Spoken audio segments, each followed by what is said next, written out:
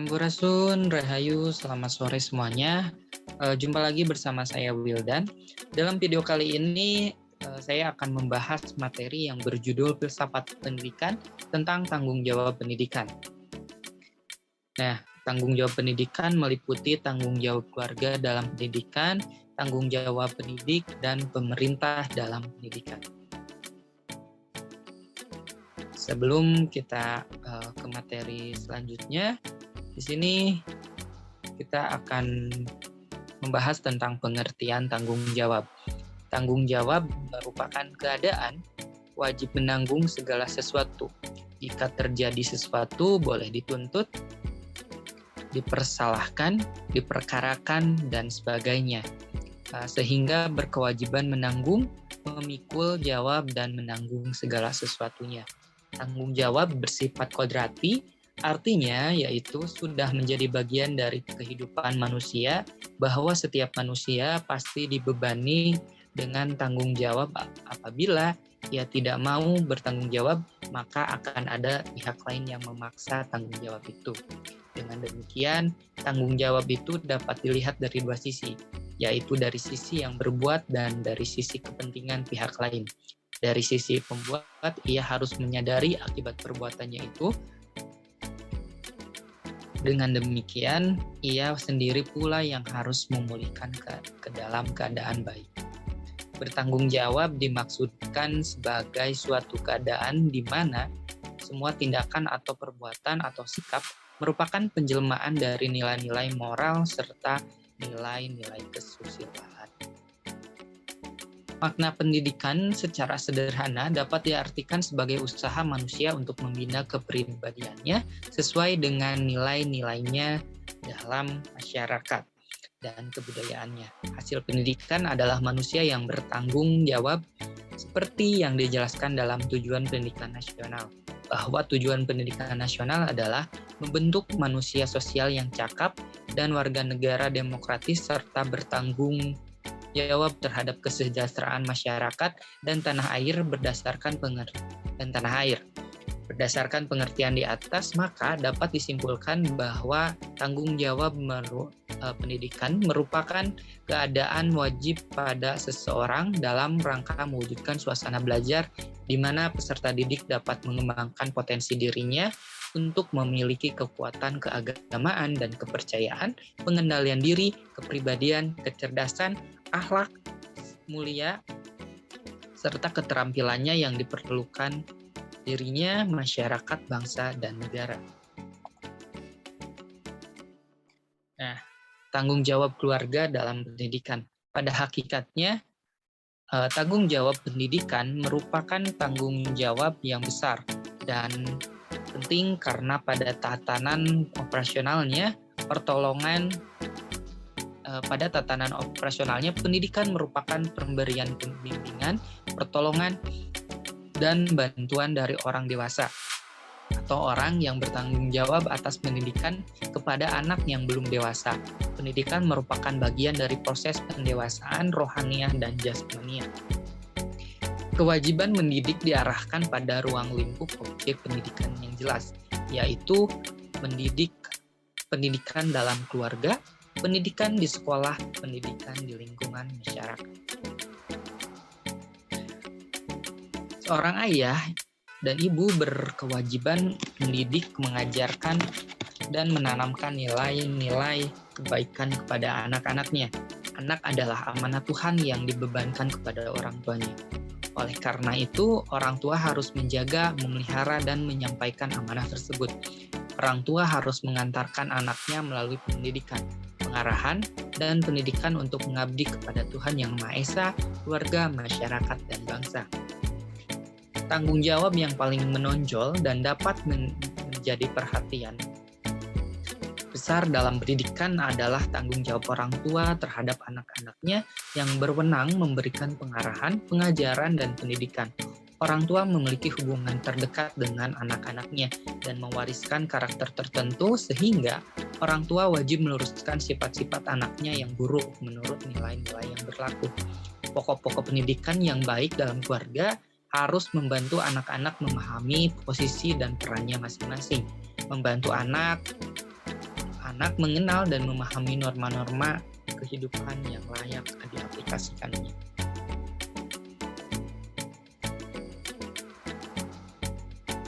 Sehubungan dengan di sini ada penanggung jawab pendidikan. Penanggung jawab pendidikan adalah sebagai berikut. Yang pertama, seluruh manusia bertanggung jawab untuk mendidik dirinya sendiri. Yang kedua, orang tua bertanggung jawab terhadap pendidikan anak-anaknya dalam keluarga. Yang ketiga, pendidikan adalah tanggung jawab pemerintah karena memperoleh pendidikan merupakan hak rakyat yang dilindungi oleh Undang-Undang Dasar 1945. Pendidikan merupakan kewajiban guru di sekolah. Pendidikan merupakan kewajiban seluruh anggota masyarakat. Semua warga masyarakat berkewajiban mendukung wajib belajar 9 tahun. Sekarang sudah 12 tahun ya teman-teman. Oke. Sehubungan dengan tanggung jawab orang tua di atas, sebaiknya orang tua mengetahui apa dan bagaimana cara mendidik.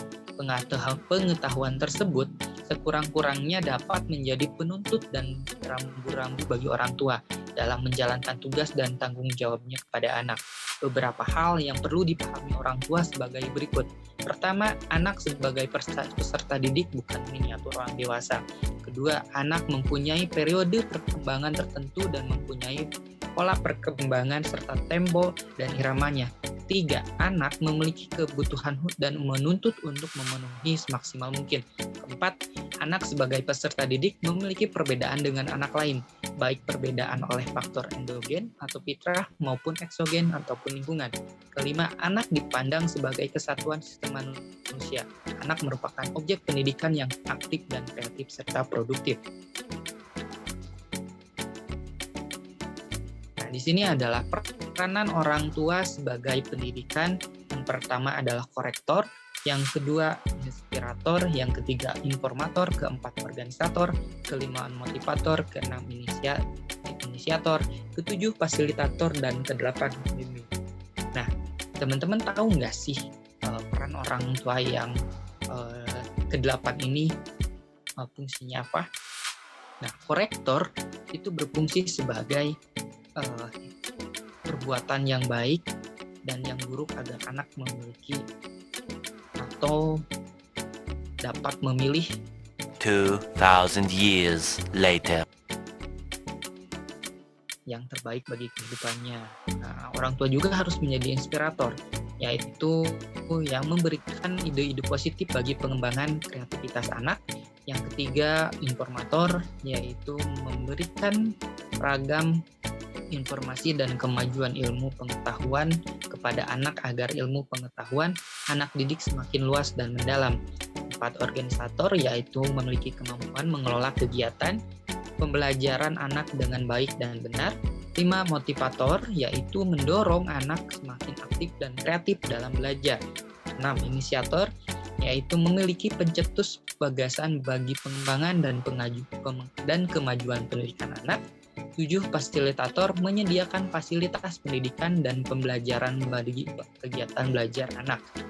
8, sebagai pembimbing, membimbing dan membina anak ke arah kehidupan yang bermoral, rasional, dan berkepribadian luhur sesuai dengan nilai-nilai ajaran yang berlaku di masyarakat.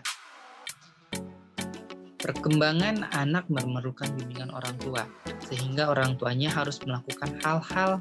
Yang pertama, memberikan teladan yang baik, membiasakan anak bersikap baik, menyajikan cerita-cerita yang baik, menerangkan segala hal yang baik, membina daya kreatif anak, mengontrol, membimbing, dan mengawasi perilaku anak dengan baik, memberikan sanksi yang bernilai pelajaran dengan baik.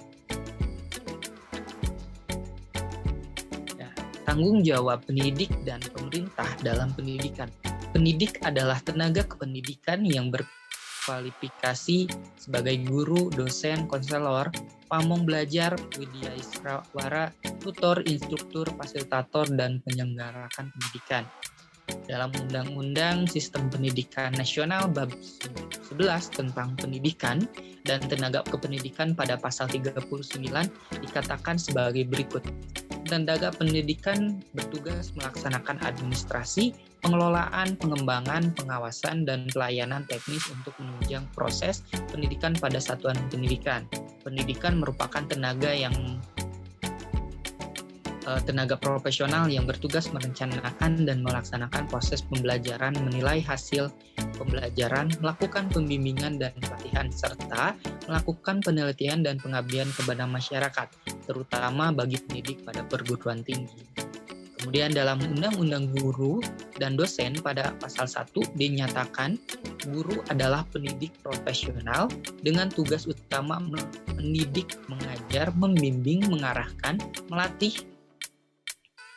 menilai, dan 2,000 years later. Mengevaluasi peserta didik pada pendidikan anak usia dini, jalur pendidikan formal, pendidikan dasar, dan pendidikan menengah. Dosen adalah pendidik profesional dan ilmuwan dengan tugas utama mentransformasikan, mengembangkan, dan menyebarluaskan ilmu pengetahuan teknologi, seni melalui pendidikan, penelitian, dan pengabdian kepada masyarakat. Guru besar atau profesor yang selanjutnya disebut profesor adalah jabatan fungsional tertinggi bagi dosen yang masih mengajar di lingkungan satuan pendidikan tinggi. Profesional adalah pekerjaan atau kegiatan yang dilakukan oleh seseorang dan menjadi sumber penghasilan kehidupan yang memerlukan keahlian, kemahiran, atau kecakapan yang memenuhi standar mutu atau norma tertentu, serta memerlukan pendidikan profesi. Penyelenggaraan pendidikan adalah pemerintah daerah atau masyarakat yang menyelenggarakan pendidikan pada jalur formal. Nah, di dalam Undang-Undang Guru dan Dosen dinyatakan bahwa kedudukan guru dan dosen berpegang pada prinsip profesional, sebagaimana dinyatakan dalam pasal 7. Profesi guru dan profesi dosen merupakan bidang pekerjaan khusus yang dilaksanakan berdasarkan prinsip sebagai berikut: memiliki bakat, minat, panggilan jiwa, dan idealisme, memiliki komitmen untuk meningkatkan mutu pendidikan, keimanan, ketakwaan, dan akhlak yang mulia, memiliki kualifikasi akademik dan latar belakang pendidikan sesuai dengan bidang tugas, memiliki kompetensi yang diperlukan sesuai dengan bidang tugas, memiliki tanggung jawab atas pelaksanaan tugas keprofesionalan, memperoleh penghasilan yang ditentukan sesuai dengan prestasi kerja, memiliki kesempatan untuk mengembangkan keprofesionalan secara berkelanjutan dengan belajar sepanjang hayat, memiliki jaminan perlindungan hukum dan melaksanakan tugas keprofesionalan, dan memiliki organisasi profesi yang mempunyai kewenangan mengatur hal-hal yang berkait dengan tugas keprofesionalan guru. Guru dan dosen sebagai tenaga profesional wajib melaksanakan sistem pendidikan nasional dan mewujudkan tujuan pendidikan nasional, yaitu berkembangnya potensi peserta didik agar menjadi manusia yang beriman dan bertakwa kepada Tuhan Yang Maha Esa, berakhlak mulia, sehat, berilmu, cakap, kreatif, mandiri, serta menjadi warga negara yang demokratis dan bertanggung jawab, termasuk dalam pasal 6. Untuk mengembangkan kedudukan, fungsi, tugas guru dan dosen yang sangat mulia, eksistensi harus didukung oleh kualitas intelektual yang profesional. Oleh karena itu, dalam Undang-Undang Guru dan Dosen dinyatakan bahwa guru dan dosen berpegang pada prinsip profesional yang tadi saya bacakan di dalam pasal 7 tersebut. Tanggung jawab pemerintah berkaitan dengan pernyataan Undang-Undang tentang Guru dan Dosen. Pasal 44 adalah sebagai berikut. Pemerintah daerah wajib membina dan mengembangkan tenaga pendidikan pada satuan pendidikan yang diselenggarakan oleh pemerintah dan pemerintah daerah.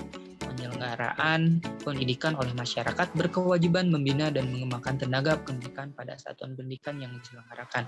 Pemerintah dan pemerintah daerah wajib membantu pembinaan dan pengembangan tenaga kependidikan pada satuan pendidikan formal yang diselenggarakan oleh masyarakat. Pemerintah pun mencanangkan wajib belajar 9 tahun atau wajar yang biaya SPP-nya digratiskan dan diberikan dana bantuan operasional atau BOS.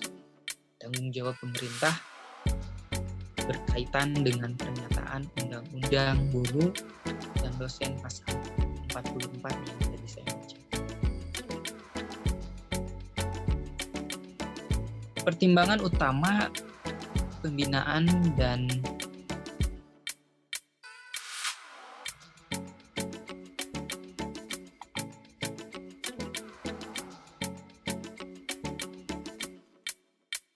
dosen adalah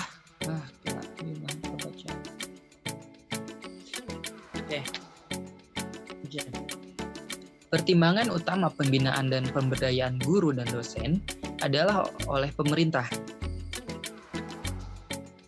Karena pembangunan nasional dalam dunia pendidikan merupakan upaya mencerdaskan kehidupan bangsa dan meningkatkan kualitas manusia Indonesia yang beriman, bertakwa, berakhlak mulia, serta menguasai ilmu pengetahuan, teknologi, dan seni dalam mewujudkan masyarakat yang maju, adil, makmur, dan beradab berdasarkan Pancasila dan Undang-Undang Dasar Negara Republik Indonesia tahun 1945. Dengan pertimbangan tersebut untuk menjamin perluasan dan pemerataan akses, peningkatan mutu dan relevansi, serta tata pemerintahan yang baik dan akuntabilitas pendidikan yang mampu menghadapi tantangan sesuai dengan tuntutan perubahan kehidupan lokal, nasional, dan global, pemerintah perlu melakukan pemberdayaan, peningkatan mutu guru dan dosen secara terencana, terarah, dan berkesinambungan. Pembinaan dan pengembangan guru dan dosen meliputi pembinaan dan pengembangan profesi dan karir. Dalam Undang-Undang Nomor 17 Tahun 2005 tentang guru dan dosen dalam pasal 32 ayat 2 sampai dengan ayat 4 disebutkan, pertama, pembinaan dan pengembangan profesi guru dan dosen meliputi kompetensi pedagogi, kompetensi pendidikan, kompetensi sosial, dan kompetensi profesional. Dua, pembinaan dan pengembangan profesi guru dilakukan melalui jabatan fungsional. Pembinaan dan pengembangan karir guru meliputi penugasan dan kenaikan pangkat dan promosi. Kebijakan strategis, pembinaan dan pengembangan profesi dan karir guru pada satuan pendidikan yang diselenggarakan oleh pemerintah daerah atau masyarakat ditetapkan dengan Peraturan Menteri Pasal 33. Samping itu, tanggung jawab pemerintah, undang-undang pun menetapkan tanggung jawab dan kewajiban warga negara dan masyarakat dalam menyelenggarakan pendidikan, sebagaimana telah ditegaskan dalam Undang-Undang Nomor 20 Tahun 2003 tentang Sistem Pendidikan Nasional, Pasal 6 yang menyebutkan setiap warga negara yang berusia 7 sampai dengan 15 tahun wajib mengikuti pendidikan dasar. Setiap warga negara bertanggung jawab terhadap keberlangsungan penyelenggaraan pendidikan. Dalam pasal 8 dinyatakan, masyarakat berhak berperan serta dalam perencanaan, pelaksanaan, pengawasan, dan evaluasi program pendidikan. Demikian pula dalam pasal 9 ditegaskan, masyarakat berkewajiban memberikan dukungan sumber daya penyelenggaraan pendidikan. Tanggung jawab dan kewajiban pengembangan pendidikan merupakan hak yang harus diterima masyarakat, seluruh warga negara, para pendidik, dan pemerintah. Dengan demikian, semua pihak ikut terlibat demi kemajuan pendidikan, terutama masyarakat sendiri yang memahami arti pentingnya ilmu pendidikan untuk tujuan yang lebih mulia dan abadi. Sekian presentasi atau 2,000 years later. Sekian materi tentang tanggung jawab pendidikan, meliputi tanggung jawab keluarga, tanggung jawab pendidik, dan pemerintah. Semoga apa yang saya sampaikan menjadi wawasan untuk teman-teman semuanya, dan mohon maaf apabila dalam penyampaian materi ini masih banyak kekurangan serta kesalahan. Terima kasih atas perhatian dan partisipasinya. Saya ucapkan hatur nuhun, rahayu, rahayu, rahayu sagung dumadi. Selamat sore dan sampai jumpa di lain kesempatan.